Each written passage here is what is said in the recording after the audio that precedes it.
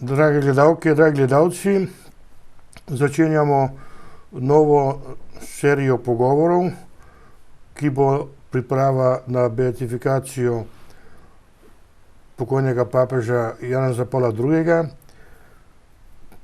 Povabili smo v naš studio 6 gostov. Naš prvi gost je danes gospod dr. Tone Štrukelj, profesor dogmatične teologije na Ljubljanski fakulteti, teološki, in bomo ga malo povprašali o novem Blaženem kot teologu. Gospod profesor, dobrodošel. Se vam že zdaj zahvaljujemo za ta pogovor. Vi spremljate delo papežev čisto po poklicni dolžnosti, ker so papeži, vsak papež je tudi prvi učitelj vere v cerkvi. No, in kot prvo vprašanje bi vam postavil na to našo temo papež teolog.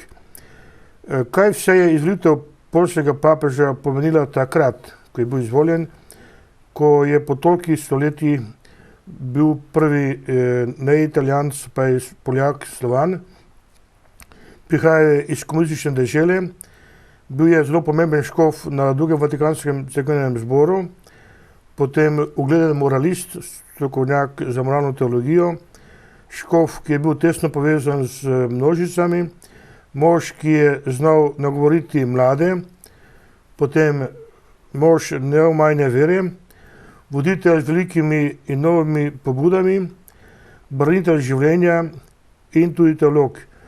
No, gospod profesor, katero od teh pričakovanj se je uresničilo, oziroma katero se ne bilo uresničilo? Lepo vas pozdravljam in vse naše gledalce in gledalke. Lepo ste našteli glavne značilnosti tega velikega pastirja Karla Wojtyła, papeža, ki je bil 264. papež. Verjetno se je uresničilo vse to in pa še veliko več.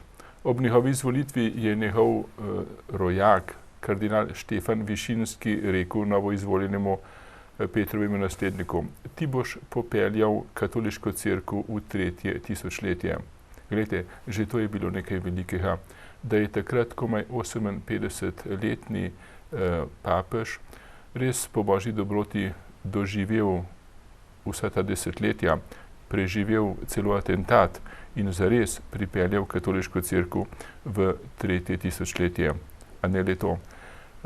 Cerkev in človeštvo je pripeljal tudi v svobodo. Bil je kakor novi Mojzes našega časa. Ko je bil izvoljen na 16. oktobra 1978, se vsi spominjamo, kako je po izvolitvi stopil na ložo na baziliki svetega Petra in nekako takole rekel, pravi: gospodje kardinali so izvolili na Petrov sedež človeka iz daljne dežele, ki pa je vendarle tako blizu. In je rekel, z božjo in Marijino pomočjo hočem sprejeti to službo. In izrekel tisto besedo: ne bojte se Kristusa, ne bojte se cerkve. Nekoliko kasneje je priznal, da te besede ni pripravil za svoj pozdravni nagovor, ampak da mu je bila nekako navdihnjena, da je prihajala od Svetega Duha. In gledajte, prav to je nekakšno, bi rekel, programsko besedilo, programski klic: ne bojte se, pogum. In s kakšnim pogumom je pričeval za Kristusa. Kako je tudi v svojem učiteljskem služenju kot vrhovni pastir, in midva bo govorila predvsem o njegovih 14 okrožnicah, bil res neustrašen, pogumen, daljnoviden in predvsem zvest in ponižen Kristusov služabnik in vdan Marijin sin. Tako je sam izžareval to, bi rekel, notranjo gotovost in hkrati tudi varnost, ki jo daje vera. No, preden prijeva na to glavno temo, papež kot teolog, mogoče še tak malo širši pogovor o tem, kako vi teologi vidite papeško učiteljsko službo, potem kako rimski škof vrši službo prvega učitelja vere v cerkvi kakšno je njegovo mesto v zboru škofov, to je papeževo mesto, kakšna je papeževa vloga na cerkvenem zboru in v kakšnem smislu je papeževo učenje merilo vere in merilo za razmišljanje vas kot teologov. Hvala. Nanizali ste veliko načelnih in temeljnih vprašanj. Najprej moramo reči, da tu za papeža na poseben in čisto dobesedno velja to, kar je Jezus rekel apostolom: kdor vas posluša, mene posluša. To velja za naslednike apostolov, za škofovski zbor s Petrom na čelu. Petru je pa izmed teh 12 prav posebej naročil, naj potrjuje svoje brate v veri. Mu je rekel, da bo on skala, Peter, ti si skala in na tej skali bom se zidal svojo cerkev in peklenska vrata je ne bodo premagala. In dal ti bom ključe nebeškega kraljestva. Karkoli boš zavezal na zemlji, bo zavezano na nebesih, karkoli boš razvezal na zemlji, bo razvezano v nebesih. S temi Jezusovimi besedami smo se nekako najbolj približali posebnosti in enkratnosti petrinske službe v cerkvi. Vemo, da je kar 1000 let celotno krščanstvo brez težav priznavalo prvenstveno vlogo rimskega škofa kot naslednika apostola Petra, zato ker je pač apostol Peter v Rimu dal svoje življenje in je tam Petrov sedež.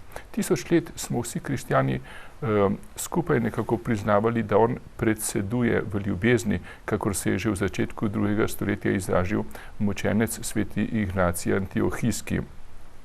In to se je pokazalo predvsem v tem, da je nekako potrjeval sklepe cerkvenih zborov. V prvem tisočletju je bilo 7, v drugem tisočletju pa je zahodna rimska katoliška cerkev imela še 14 cerkvenih zborov, skupaj 21 torej, in poglejte, predzadnji, se pravi prvi vatikanski cerkveni zbor, ki je bil žal zaradi vhoda Garibaldija v Rim prehitro dokončan, je vendarle izdal tudi odlok Pastor Eternus, večni pastir, kjer je opredelil versko resnico o papeževem prvenstvu in njegovi nezmotni cerkveni učiteljski službi.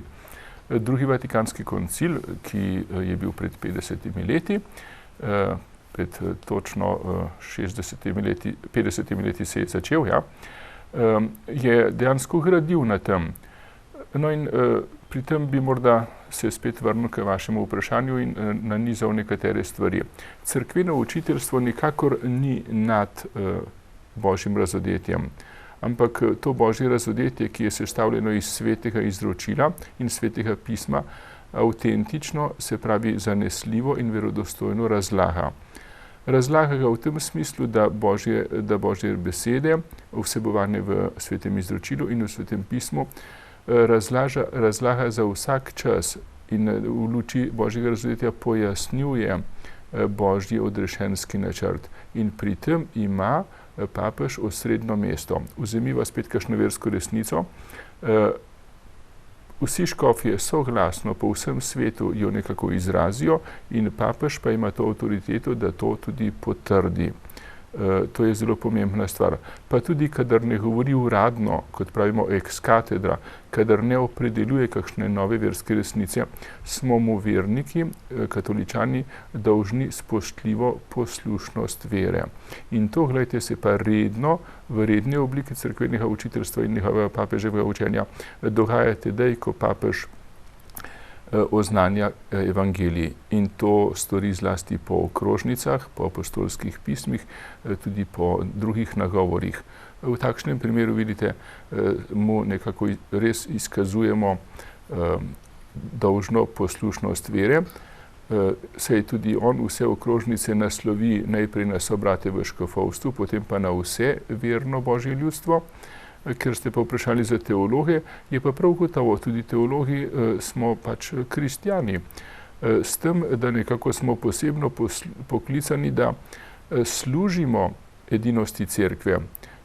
Pred 20 leti je kardinal Ratzinger izdal neko posebno bulo, neko pismo, ki govori o teologovi cerkveni poklicanosti.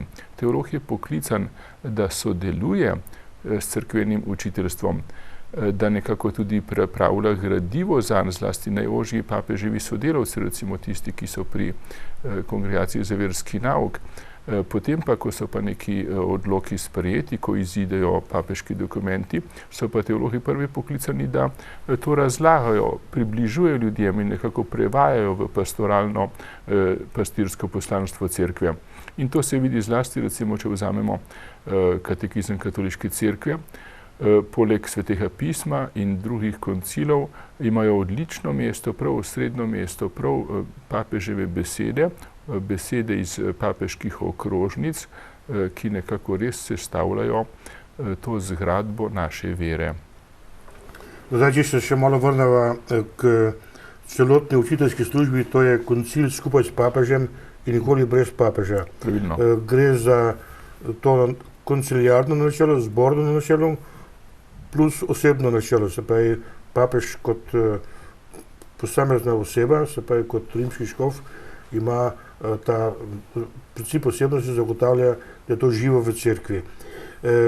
Kako je to, da je zahodna cerkev, rimska cerkev ti dve počeli ohranila, vzhodne cerkve pa bolj naglašajo samo vlogo patriarha oziroma sinodalna zadeva je prisotna, ampak koncil velja, če ga škof izvede. Ni pa dolžan izvajati, kar sinoda odloči. Kako je to do tega prišlo v cerkvi? Glejte, v prvem stoletju se je tako zvana pentarhija oblikovala, se pravi 5 prvotnih apostolskih sedežev in tu so bili tudi prvi zgodovinsko najstarejši patriarhati. To je jasno Jeruzalem, Antiohija, Aleksandrija, Carigrad in Rim. Potem šele kasneje, jasno, v 9. stoletju je prišel tudi Moskva zraven in drugi, v začetku 2. tisočletja pa še drugi patriarhati ali sedeži posameznih narodnih pravoslavnih cerkva. Ampak teh 5 je nekako na samem začetku. In skoraj vsi ti sedeži so povezani že s Petrom. Jeruzalem, Antiohija, Rima. Ko pa ste omenili zbornost ali kolegijalnost, po rusko sobornost, je pa pravzaprav tukaj sijajen poskus povezave in navezave katoliškega gledanja na hierarhično ureditev cerkve z pravoslavnimi. Ruski teolog Komjakov, Afanasijev in drugi so že pred stoletji oblikovali to načelo sobornosti, po naše zbornosti, po latinsko kolegijalnosti. Kaj to pomeni? Da škofje, ki sestavljajo sveti sinod, recimo v posamezni krajevni ali narodni pravoslavni cerkvi, se glede nauka in drugih disciplinarnih stvari dogovorijo in, kot ste rekli, potem, če to soglasno sprejmejo, to tudi velja. Ima normativno vrednost. In prav to vidite, posvetovanje, to sodelovanje v iskanju boljšega spoznanja resnice je nekako katoliška cerkev zlasti na Drugem Vatikanskem cerkvenem zboru sprejela tudi za svojo pot. Pa ne samo na koncilu.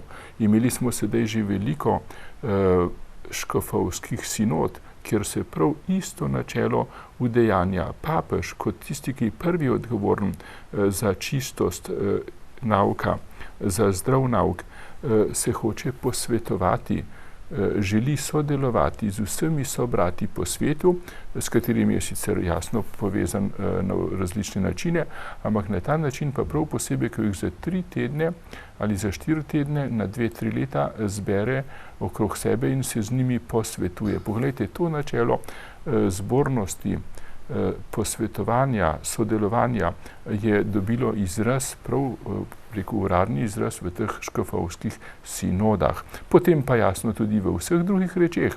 Če vzamemo recimo spet katekizem, kar nekaj let so bili povabljeni škofje iz vsega sveta, da so dajali svoje predloge, ko je leta 84 škofovska sinoda papeža Janeza Pavla II. Prosila, naj se stavi nekakšen tak priročnik vere. In potem se je začela zelo živahna izmenjava mnenj, ko so pripravili prvi osnutek, ko so potem drugi, tretji pregledani osnutek nekako izoblikovali v dokončno besedilo. Če bi kdo to nekako sledil in nekako prikazal kot na filmskem traku, bi videl, kako res živo sodelovanje je bilo. In s tem jasno vsi lahko vidimo, da cerkveno učiteljstvo nikakor ni nekakšen diktat od zgoraj, ampak zraste od spodaj iz zbora vseh škofov kot naslednikov apostolov in škofje pa jasno v povezavi z vernim ljudstvom. Ali za eno besedo, morda da skleneva, znana je beseda svetega Avguština, ki je glede sebe kot škofa dejal tole v neki pridigi svojim vernikom. Pravi, dragi verniki, z vami sem tudi jaz vernik, kristjan, za vas pa sem škof. To, da sem z vami vred tudi jaz kristjan, ki verujem, je zame znamenje upanja in rešitve. To, da imam za vas nalogo in odgovornost pastirja, pa je lahko tudi izraz nevarnosti in velike odgovornosti, ki mi je s tem naložena. Tako, gledajte, bi lahko rekli, in to se bo res pokazalo zdaj ob razglasitvi Janeza Pavla Zablaženega. Tudi ta mož je bil predvsem dober kristjan. Bil je pravi kristjan. Kot študent, kot duhovnik, kot škof v Krakovu in kot kardinal in kasneje kot papež je dejansko hotel biti v prvi vrsti Kristusov učenec. Kakor Peter, tako je tudi on odgovoril na Jezusov klic. Peter, hodi za menoj. In to je živel noč in dan. Zato bo svet, ne zato, ker je bil papež, ampak zato, ker je bil pošten človek, ker je bil dober kristjan, ker je vse svoje življenje vsak dan znova po Mariji izročal Jezusu. Totus tuus, vs tvoj Marija, v tvoji šoli pa hočem biti tudi jaz, tvoj učenec. Če dovolite že zdaj marijansko noto, Marija je gotovo Kristusova mati, ampak je pa gotovo tudi prva in najboljša Jezusova učenka. In s tem tudi prva in največja cerkvena učiteljica. V njeni šoli se naučimo spoznavati in živeti Jezusov evangelij. In to je tudi papež bil. Tako sva, gledajte, ob tem primeru izkristalizirala to, kar ste vi lepo jasno in razločno povedali. Dve načeli, osebno in službeno, hierarhično. Osebno je pravzaprav podlaga tudi za vrhovno oblast. In ta človek je združeval oboje, vrhovno oblast z osebno vero in hojo za Kristusom. No, sedaj pa ste že omenili razne papežne dokumente. Mogoče bi malo naštela, kateri so, potem pa kakšno vrednost imajo kot vir nauka cerkve, ne? Papeži vršijo svojo učiteljsko službo v obliki raznih dokumentov, ki jih napišejo in izdajo. Najbolj pomembne so papeške okrožnice ali enciklike, nato papeške spodbude, potem motu proprio, se pravi na lastno pobudo, potem apostolska pisma, kateheze, govori in na apostolskih potovanjih, pridige, nagovori ob različnih priložnosti, recimo v Združenih narodih. In še, kaj pomeni, da je koncilski dokument pravnomočen le takrat, ko ga podpiše papež, in zakaj je ta njegov podpis daje zadnjo veljavnost, kanonsko veljavnost tem dokumentom, ki so na ravni torej zbora škofov, ne?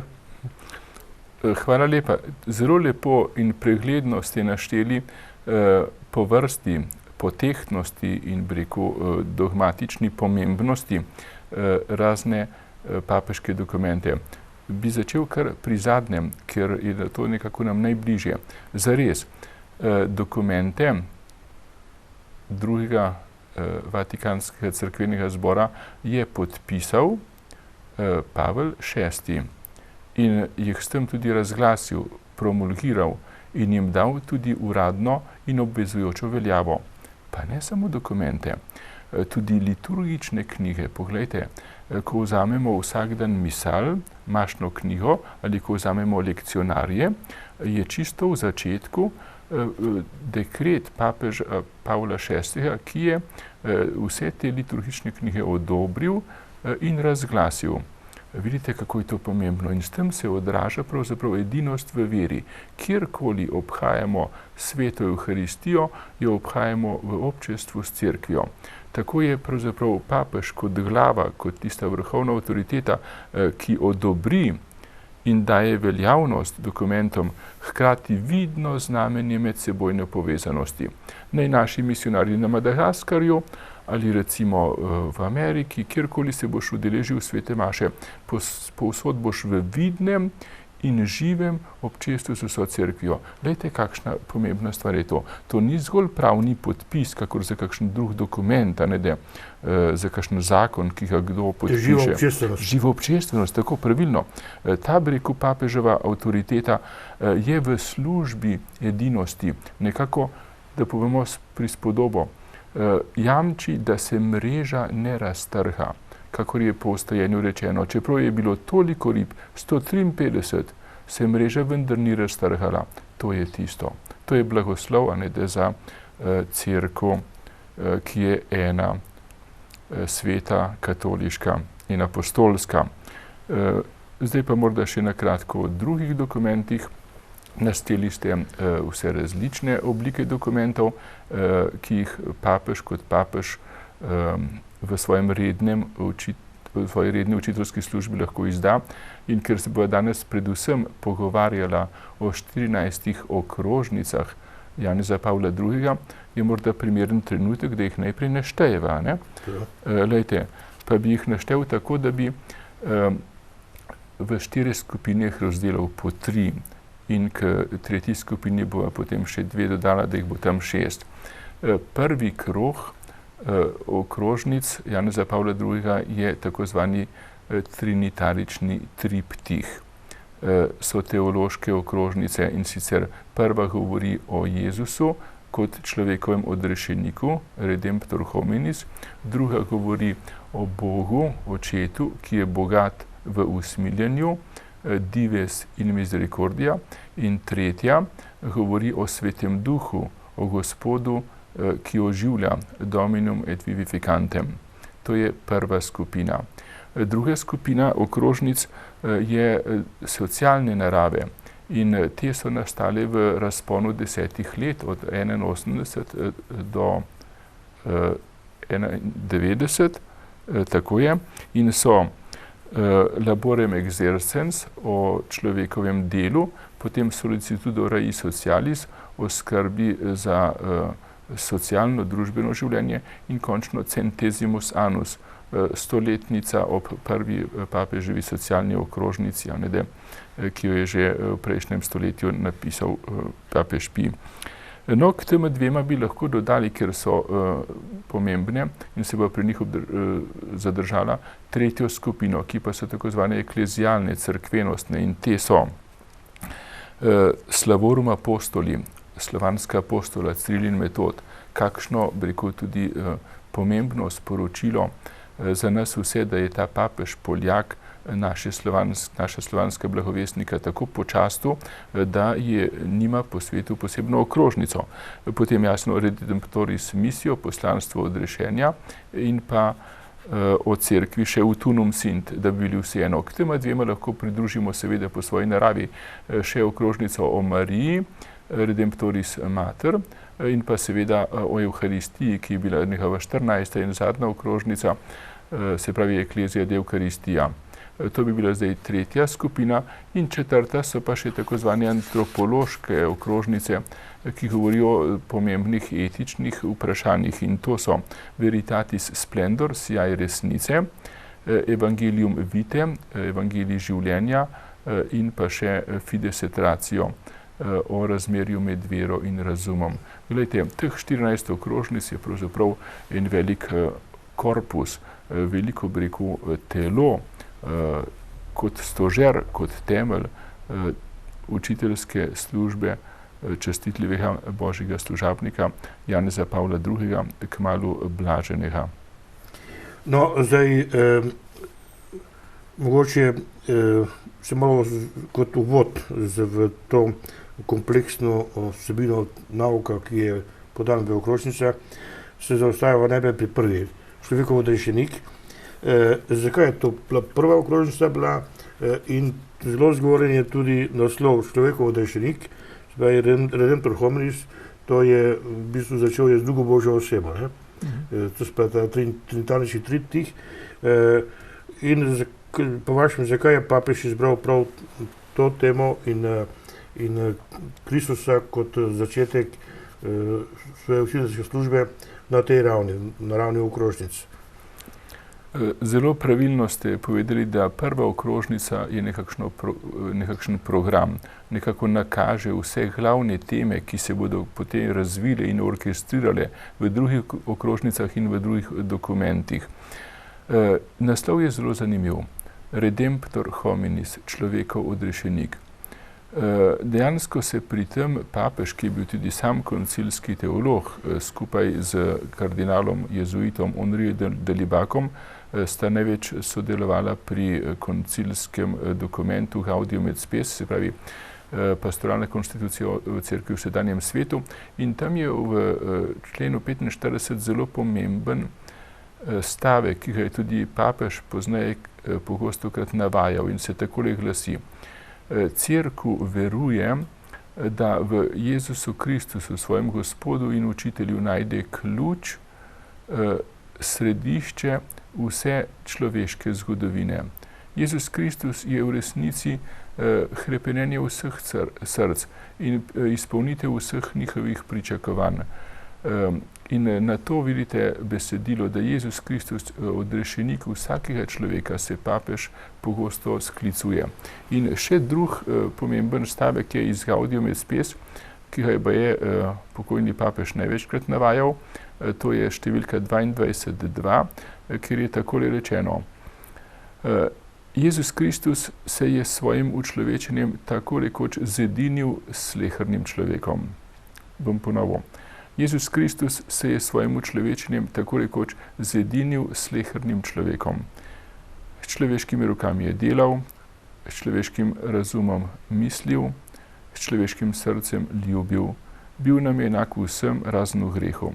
In gledajte, to oznanilo vere, to veselo oznanilo je pravzaprav podlaga za najbolj pristen, najbolj osvobajajoč humanizem, za tisto človečnost, ki pravzaprav zmore zgraditi nove človeške odnose. In to je nekako postavil Janez Pavel II. V svoj program.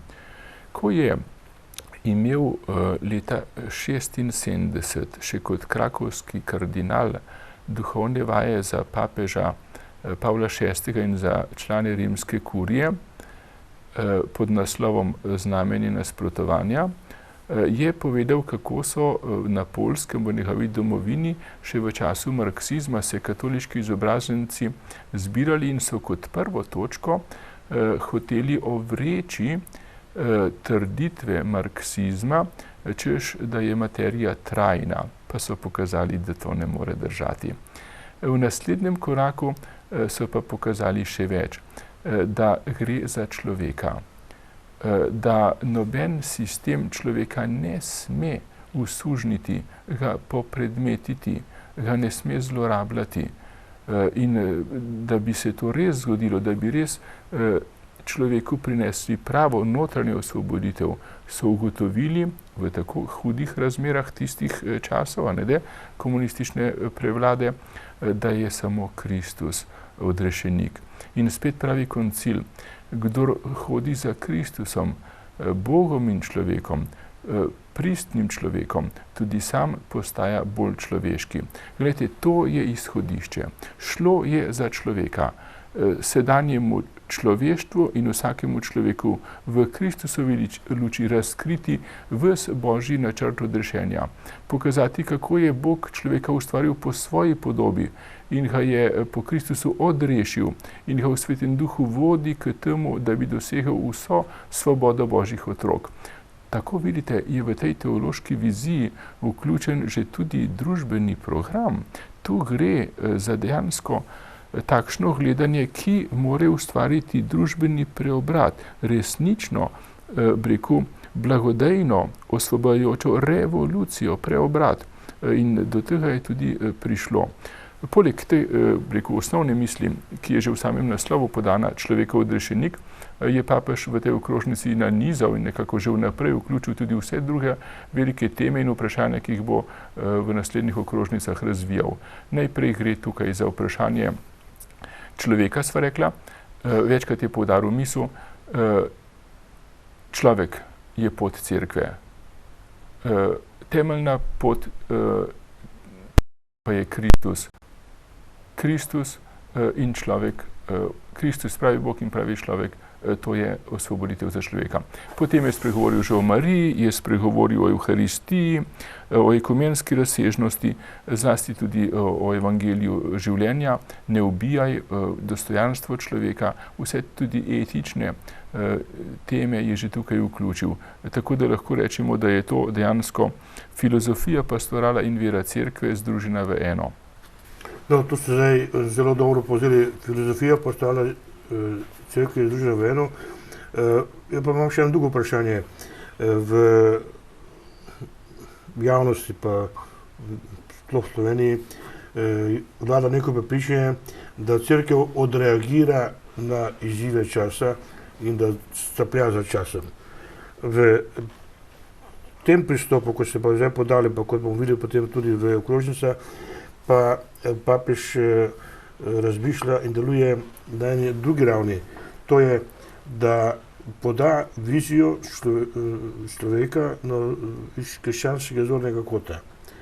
In potem iz tega tudi nakaže, kako naj človek preseže zatečeno stanje. Posameznik in pa človeštvo, spravi kot vernik, kot oseba in pa kot član skupnosti, ki deluje znotraj nekih socialnih sistemov in tudi potem razvije socialni nauk cerkve sama. Kako je pokojni papež Janez Pavel II to zastavil, zakaj je toliko naglaša teološko razsežnost, ki v bistvu neskončno presega vse ideološke pristope k človeku. Zakaj je tak poudarek na tej teološki antropologiji?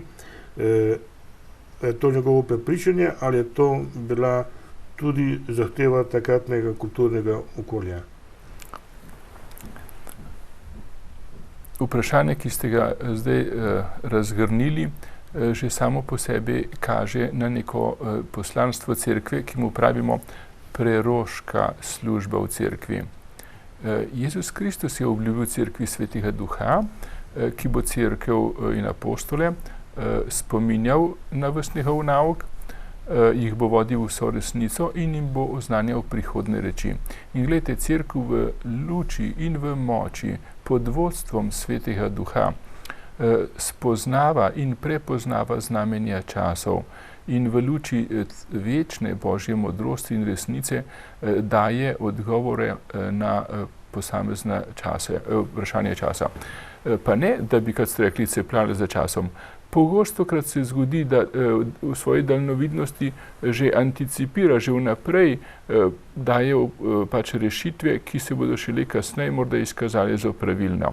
Pogostokrat so pa ne bi rekel prognoze in diagnoze, kar na prvi pogled v nasprotju s duhom in mišljenjem časa in mu večkrat ljudje nasprotujejo. Poglejmo Humane Vitae leta 1964, koliko razburjeno je bilo, ampak zdaj v tej razdalji časa se vidi, da je bila to preroška beseda, ki je imela en sam cilj, varovati nedotakljivost vsake človeške osebe in z druge strani tudi počlovečiti to, kar je Bog človeku zaupal, namreč njegovo spolnost, da človek ohranja dostojanstvo in nekako varuje res tudi to čast, ki mu je Bog dal, da sme sodelovati s svojim stvarnikom. To je pravzaprav velika stvar.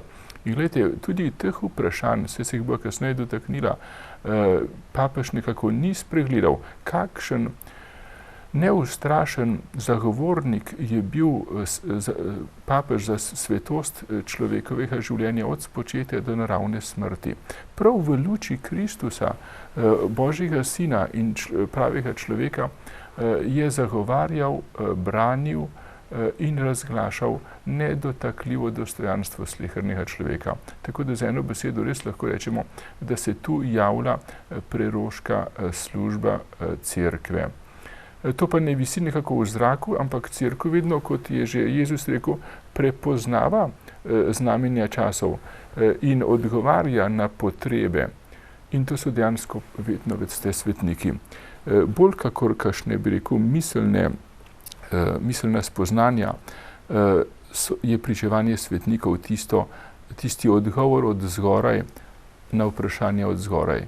In kadar Bog hoče ljudem pokazati, kako naj živimo, kako naj uresničujemo svojo človečnost, kako naj skrbimo za pravičnost med ljudmi in narodi, potem nam to nekako utelesi v nekem človeku, ki ga vsi vidimo, ki to poslanstvo večnega evangelija živi v konkretnem prostoru in času.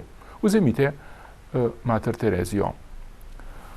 Kdor njo vidi, ve, kaj uči evangelij in kakšna je pristna človečnost. Enako nam je zdaj dal odgovor v tem možu iz Poljske. Vidite, bolj kakor v samem nauku, ampak nauk mora biti zelo natančen in nedvoumen, ne da Bog to svoje večno oznanilo utelesi v človeku, ki to sporočilo nebes živi utelešeno pred očmi vseh ljudi. To je pravzaprav nekaj lepega.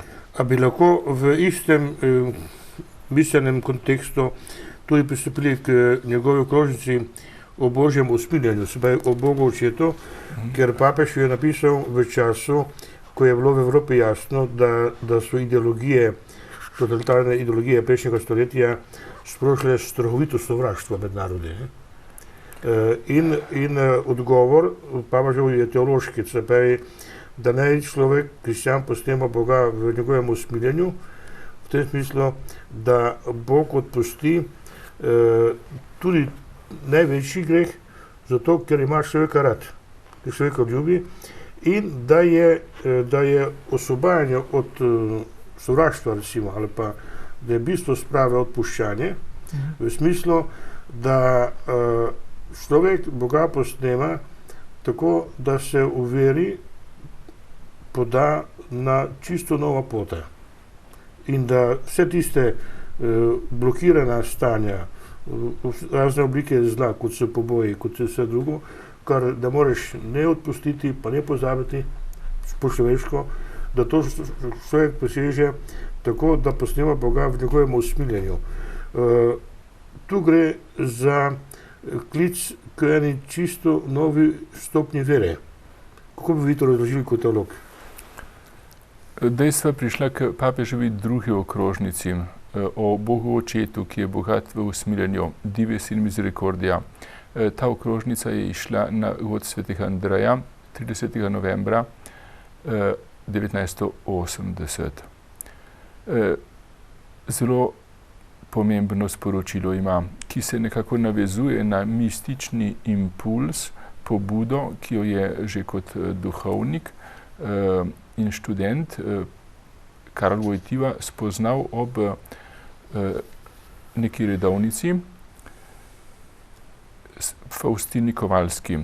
To ženo je potem kot prvo svetnico 3. tisočletja tudi razglasil za svetnico. In on sam priznava, da je njegovo papeževanje pravzaprav popolnoma nekako v luči sporočila in oznanila o Božjem usmiljenju.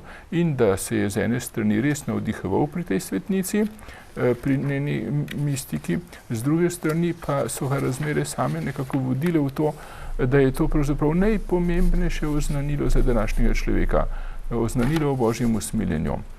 Dovolite, da zdaj nakažem, kako dve stvari, kako je res njegovo papeževanje v tem koordinatnem sistemu, kot je sam rekel, leta 2002, ko je bil v Vahvjenki, ker je posvetil baziliko v čast Božjemu usmiljenju in je rekel, da je pravzaprav vse njegovo papeževanje nekako v znamenju Božjega usmiljenja. Zdaj pa dva dogodka.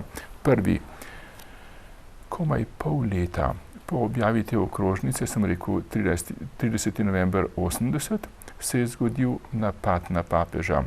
13. maj 1981, na Fatimski dan. Nekdo je tako rekoč, on sam plačal ceno in s tem, ko je potem tudi svojemu napadalcu odpustil, je storil prav to, kar ste vi poudarili. Usmiljenje je najmočnejše. Je močnejše, kakor naravna reakcija, maščevanje, povračilo, ne odpuščanje. Gospodove milosrčnosti bom na veke opeval. In gledajte, Bog je v svoji previdnosti dopustil, da je ta glasnik Božjega usmiljenja tudi sam, kot pravi, bil na robu smrti, a je materinska roka, izstrelek, tako vodila, da Božjega služabnika ni smrtno ranila, čeprav je bil že na pragu smrti, ampak mu je ohranila življenje. V tem je tudi videl izpolnitev tako zvane tretje Fatimske skrivnosti in je ta izstrelek potem tudi, ko je šel v Fatimo v zahvalo kot romar, dal graditi v Marijino krono. To je ta prva stvar. In druga stvar, ki nas pa nekako že zdaj pripravlja na njegovo beatifikacijo, to bo letos 1. maja, na Belo nedeljo, ki jo je on uvedel tudi kot nedelja Božje usmiljenje, je pa tole. Papež je umrl 2. aprila, ko je njegov tajnik, kardinal Džibič, že maševal in je potem v čas Božjemu usmiljenju že vzel mašo nedelje, druge velikonočne ali bele ali nedelje usmiljenja, je že to bogoslužje opravil in je sveti oče še zaužil nekaj kapljic predragocene rešne krvi in potem, kot vemo, je šel v očetovo hišo. Ta okoliščina je kot nekakšen podpis nebes pod vsem njegovim papeževanjem. In zato je in ostane oznanilo o Božjem usmiljenju najmočnejše, bi rekel, znamenje in značilnost njegovega papeževanja. Okrožnica o Božjem usmiljenju najprej razlaga to najbolj Božjo lastnost, kot on večkrat pravi, v luči razodetja Stare in Nove zaveze, zlasti potem o priliki o usmiljenem Samarijanu in pa izgubljenem sinu. In v zadnjem poglavju in v sklepu pa papež pravi, da naj cerkev v današnjem svetu opeva in poveličuje Božje usmiljenje in naj njeno poveličevanje Božjega usmiljenja, ki traja od roda do rod, postane krik in prošnja k Bogu, naj nam vendar izkaže svoje usmiljenje. In pri tem naj nam pomaga tudi Marija, ki je mati usmiljenja, ki je doživela pod križem, kakšno drago ceno je Kristus plačal, ko je odpuščal ne le razbojniku in tistim, ki so ga križali, ampak dejansko vsem ljudem. Tako res Božje usmiljenje slavi zmago nad sodbo. Zato pravi, naj cerkev resnično razglaša in prinaša usmiljenje, kjer ga vsak človek potrebuje in ki ga nujno potrebuje tudi človeštvo. Tako ta okrožnica, druga po vrsti, ostaja tudi preroška, ostaja pravzaprav tako dragocena in tako nujno potrebna, da je prav, da se vanjo še pogosto poglabljamo in zdaj zlasti, ko bo oznanilo o Božjem usmiljenju tudi preko njegove razglasitve, še bolj prišlo pred naše oči in našo zavest, da bi to, rekel, oznanilo in to najbolj Božjo lastnost tudi mi, kolikor je le mogoče, uresničevali v svojem življenju in v svojih medsebojnih človeških odnosih. Gospod profesor, zdaj pa se opravičujem, zdaj mi je prišlo eno vprašanje, ki ga nisem predvidel, ampak zdaj, ko se to razvili to misel, vprašanje je tole. Omenili ste že okrožnico Slavorum Apostoli. Tam je papež uradno, spaj kot glavni učitelj, povedal o dve stvari. Da sta Filipa Metod prevedla celotno teologijo in bogoslužje v slovanski jezik na pristen način. Tako kot je prav vsega prevedla hebrejsko sporočilo v grščino in latinščino. Se pravi, da je to bila neka inkulturacija tako močna, da sta kot svetnika tako globoko živela evangelij, da je njun prevod v čisto nov jezik pristen izraz vere in pa tudi pristno spoštovanje vsebine jezika, v katerega so prevedla. Ne? No in tukaj se postavlja neka povezava z govorom papeža Benedikta XVI. V Regensburgu, kjer papež razvija to misel, da je cerkev, zlasti v Evropi, poklicana, da v vsakem narodu ta proces avtentičnega prevoda izkušnje vere prve cerkve prevede v svojo kulturo.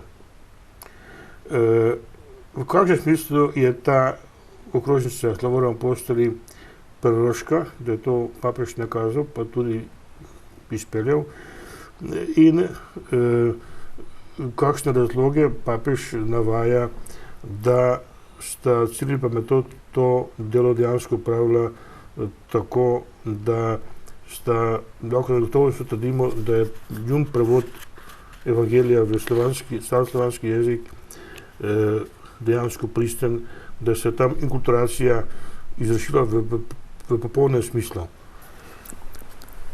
Najprej smo lahko kot Slovani hvaležni in ponosni, da je papež Slovan v okrožnici počastil in povzdignil naša blagovestnika, ki jih Slovani imenujo ravnopravna apostola. Se pravi, da sta res apostola, kakor 12 apostoli, in to je že v naslovu. Apostola Slovanov, Slavorum Apostoli. Višjega naziva noben glasnik vere ne more imeti, kakor to. Se pravi, že v samem naslovu je povzdignil samim apostolskim, dostojanstvom. Zelo lepo. Potem ste pa pravilno navedli in sem vesel tega. Njuno preroško daljnovidnost, ki je pa hkrati kulturno zaorala globoko brazdo. To, da sta one dva Grka po rodu iz grščine prevedla pač svetopismo, pa tudi recimo liturgijo Janeza Zlatoustega iz grščine v slovanski jezik, ki ste se ga kot otroka verjetno v svojem okolju naučila in ga potem morala verjetno še zelo temeljito proučevati. To je nekaj izrednega. A veste, da je tudi naš Barah, ki je bil tudi poliglot, v očipvejščini tem Indijancem napisal ne liturgične knjige jih prevedel, ampak tudi njihov slovar sestavil. Kakšno kulturno dejanje najvišje ravni. 11 stoletij, več kakor 1000 let, po tem kulturnem, prelomnem dejanju slovanskih apostolov je tudi drugi Vatikanski cerkveni zbor nekako izpolnil isto poslanstvo, da je latinski jezik, ki je uradni jezik matere cerkve, prevedel pač vse liturgične knjige v domač jezik. Mi smo se že kar malo navadili, razen mi starejši, ki smo še ministrirali pri latinski maši. Ampak mlajši rod pa morda tega niti ne vidi, kakšen velik preobrat je to bil. In je tako cerkev nas res v materinščini nagovorila z Božjo besedo. In to vidite, kar je cerkev zdaj storila na Vatikanskem koncilu, sta ta dva apostola v svojem času že storila. In zato gre tukaj dejansko za res velik kulturni dogodek, gre za srečanje med vero in kulturo. In papež Janez Pavel II zlasti v svoji okrožnici Veritatis Splendor, pa delno tudi Fides et Ratio, govori o tem srečanju kulture in oznanila. In pravi takole, da se evangelij vedno lahko sreča s sleherno kulturo, da ji nič pristnega ne odvzame, ampak jo samo požlahtni. Podobno, čeprav te besede ni tam noter, kakor čebela recimo nikdar ne poškoduje cveta, ampak ga opraši, celo oplodi, ko nekako tisti nektar pač kot zbiralka midu. Tako tudi cerkev z evangelijem samo oplemeniti vse kulture in ljudstva in jim pusti vse, kar je pristnega in vrednega in pač dragocenega v njih. To je prvo. Drugo pa, ta dva apostola sta tudi vez za Slovane, z zahodnim svetom. In je v tej priložnosti Janez Pavel II. Izrekel tudi tisto znano besedo, ki jo sicer pozna tudi naš pokojni kardinal Špidlik, da naj cerkev vzhodna in zahodna ponovno zadiha z obema polovicama pljuč. To, kar bo potem vsebina okrožnice, da bi bili vsi eno ut unum sint, je tukaj nekako prikazano na teh dveh svetnikih. Ona dva sta to izvršila, vzhod in zahod. Kakšno ekumensko dejanje. V vsakem pogledu res veličastno. Se pravi, da na tej liturgični ravni, ko sta prevedla liturgijo Janeza Zlatoustega, da je edinost ostala. Ja, tako. Vprašanje je samo apostolsko prvenstvo. Seveda, takrat sta bila šele v 9. stoletju, ko je bilo še prvo tisočletje skupno, na vsak način sta zato, vidite, tudi nesla vse bogoslužne knjige, skupaj z 200 kandidati za duhovništvo in za diakonat sta šla v Rim, sta rekla k apostoliku greva in so v cerkvi Marije Velike, Snežne, položili na oltar. Sam papež apostolik Hadrian je prišel pred mestna vrata jih pozdraviti in vse ljudstvo je potem celo noč prepevalo bogoslužje v slovanskem jeziku, sredi Rima, pri Mariji Snežni. To je čudovito, da in potem jasno Ciril je umrl in vi sami poznate, ko ste tam toliko desetletij živelo, je takoj v sosednji cerkvi tam tudi pokopan, jasno, pri Klemenu in hodijo vsi Slovani vedno za njegov god tja romat. Glejte, brat Ciril Konstantin je tam umrl, je tako rekoč pri grobu svetega Petra in Pavla, ima tudi on svoje počivališče, medtem ko se je Metod vrnil v Panonijo, to je nekaj neverjetnega. Se pravi, bogoslužje sta dala v potrditev apostolikov, sta s tem popolnoma tudi pravno in liturgično priznala njegovo prvenstvo in to je pravzaprav nekaj najlepšega. No, vi kot teolog, kako vidite, da je neka formulacija verske resnice v živem jeziku, ki ni latinska izvora ali pa grškega, kot so izpovedi koncilov, pa tudi z drugih koncilov, kdaj je neka formulacija res pristna, to po smislu, da v ljudeh, ki tisti jezik uporabljajo, sproži isto spoznanje, isto čutenje, isto doživetje, isto povezano z Bogom, kot v izvirnem jeziku. Kako teolog to presodi? To je stvar lingvistov, pa tudi presoje kakovosti vsebine. Gre za včasih dolgotrajen proces medsebojnega zbliževanja, spoznavanja in povezovanja. Kajti evangelij, kot sva rekla, pride v stik z vsakršno kulturo. Vzemiva recimo primer častitljive indijske kulture, kjer prav jezuiti, ki imajo, jaz sem bil tam lansko leto pri Materi Tereziji, sem videl, imajo v Kalkuti veličastno univerzo, sem se z profesorji pogovarjal, tudi vršijo torej občudovanja vredno poslanstvo. Jezuiti v Indiji in oni so prvi pionirji te inkulturacije, tega pogovora med vero in kulturo in spoštujejo starodavne kulture v Indiji in v drugih deželah. To je majhen primer. Drugi primer, ko se je pred kratkim vrnil naš nadškof Stres iz Madagaskarja, ker je imel duhovne vaje za duhovnike in tako naprej, je rekel, že pred desetletji sem želel iti tja, da bi tudi kakšen semester poučeval filozofijo. Tudi, ko sem se zdaj vrnil, sem videl, kako bi imel veliko težavo, ker malgaščina sploh pravzaprav ne pozna glagola biti. In kako naj jaz nauk o bivanju razlagam, ko pa te besede v njihovi mentaliteti, kulturi ni, kot bi rekla, to knjiga, to je knjiga, to knjiga. In recimo že prvo božje razredje, jaz sem, ki sem, je sestavljen iz tega glagola biti, ker je Bog večno bivajoči. Kako to prevesti? Glejte, tako sem navedel dva primera, pa verjetno v vsaki deželi, v vsakem narodu, kaj svojskega. Kako na evangelij spoštljivo in zelo natančno, kot ste rekli, znanstveno, pošteno in dosledno upošteva značilnosti nekega jezika, neke kulture, da bo večni evangelij avtentično in verodostojno preveden. To gre res za srečanje. In Ratzinger ima v lastnih svojih knjigah prav to za svojo, tematiko. Srečanje kulture in evangelija, to so zelo, fina in zelo občutljiva vprašanja, ki jih je treba z veliko obzirnostjo reševati. Nikdar ne delati nasilja, da bi tako rekel. Glejte, to so filigranski zapisi neke civilizacije, ki jo je treba ohraniti, nikakor ne kar izgladiti, kot da bi recimo, kot so včasih imeli recimo, ko je Zaharija zapisal na ploščico, Janez je njegovo ime. In je potem recimo, ko so nekaj zapisali, so spet lahko to zgladili in naprej pisali. Ne.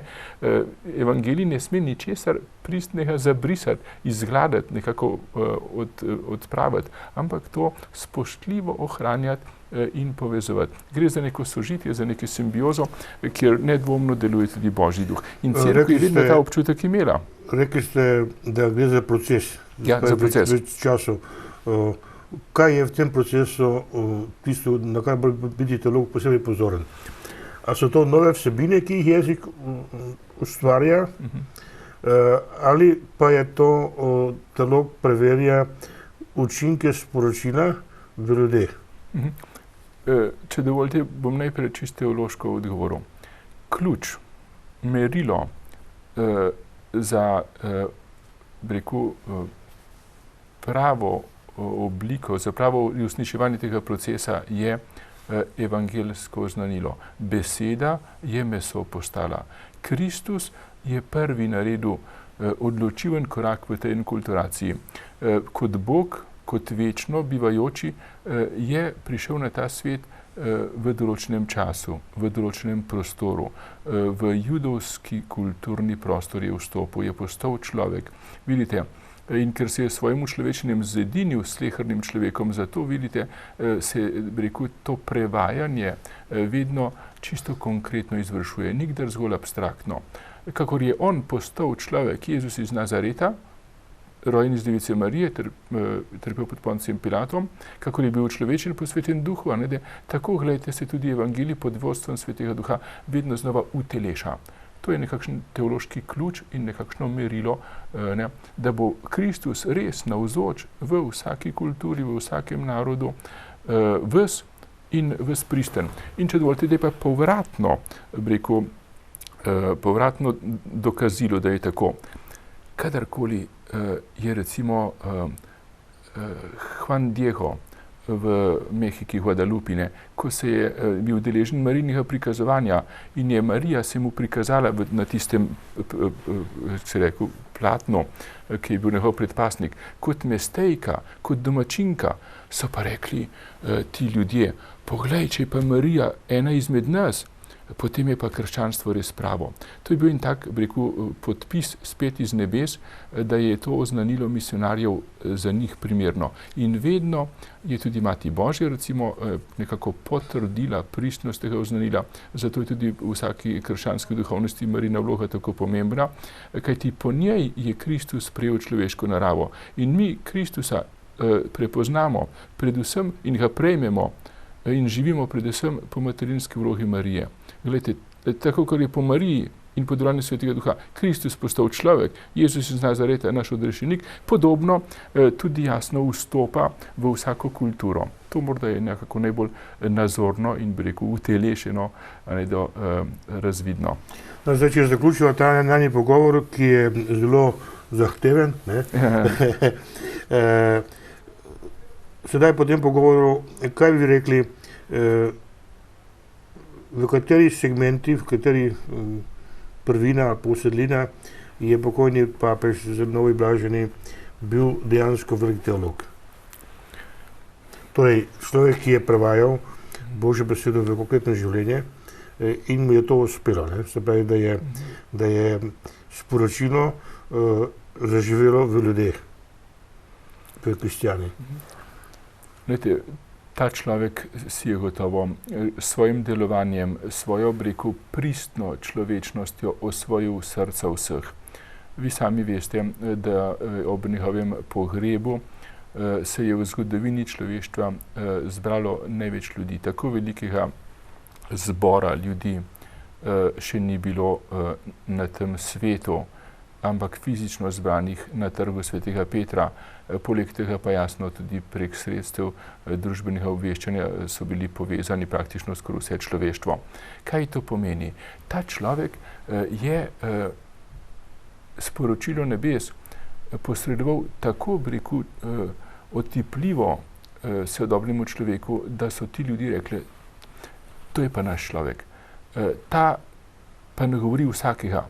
In tako, kot nas je dejansko tudi v materinščini nagovoril tukaj v Sloveniji, ko je bil dvakrat, tako je, hvala Bogu, ker je bil pač deležen tolikih božjih darov, praktično povsod storil. Vsaj nekaj pozdravnih besed tudi v najbolj oddaljenih jezikih, medtem ko druge, tukaj je pa obvladal in je v cele pridige in nastope imel na svojih številnih apostolskih potovanjih v materinskem jeziku. Pa ne samo zaradi akustike, zaradi pač jezika, ampak ljudje so začutili, ta človek nas ima rad, kot je rekel postojni papež, ima vas rad.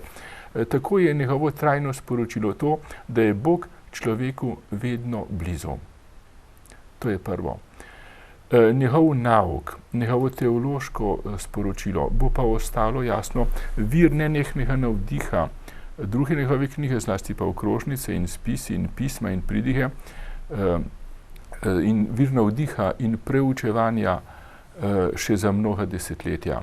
Nekaj, kar bo pa nekako najbolj konkretno ostalo tudi v vernosti in v pobožnosti nas katoličanov, je pa recimo rožni venec Device Marije, njegovo apostolsko pismo, ker je uvedel 5 skrivnosti svetlega dela rožnega venca. Vsa prihodnost, morda 500 let, 1000 let do konca sveta, bodo neštete ustnice, na milijonov src bo molilo ta rožni venec svetle skrivnosti in bo s tem nekako papež živo navzoč med nami. Se sploh ne da povedati, kakšen duhovni zaklad je s tem podaril cerkvi, ko bodo ljudje v prihodnih letih in stoletjih molili ta rožni venec. Potem katekizem katoliške cerkve, ki je nekakšna, simfonija naše vere. Potem razglašenih 1805 ljudi za blaženje in za svetnike, pri nas tudi Slomšek. Poglejte, to so pravzaprav ne samo mejniki in znamenja ob poti. To so pravzaprav spomeniki, ki jih nikdar ne bomo pozabili. Dovolite, da ob sklepu navedem neko besedo velikega učitelja Alberta Velikega, ki je v Kölnu poučeval tudi Tomaža Akvinskega in je dobil vzdevek doktor universalis, se pravi vsesplošni učitelj, ker je poznal vse panoge in discipline tistega časa v 13. stoletju.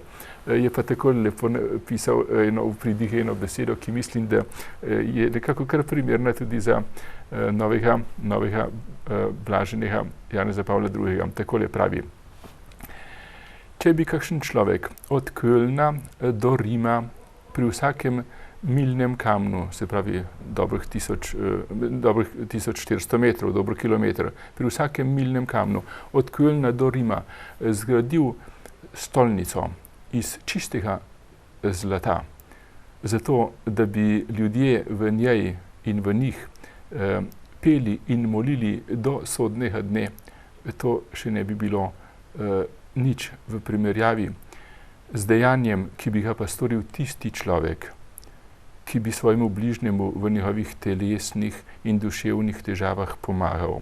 Da, tako pravi sin človekov odrešenik.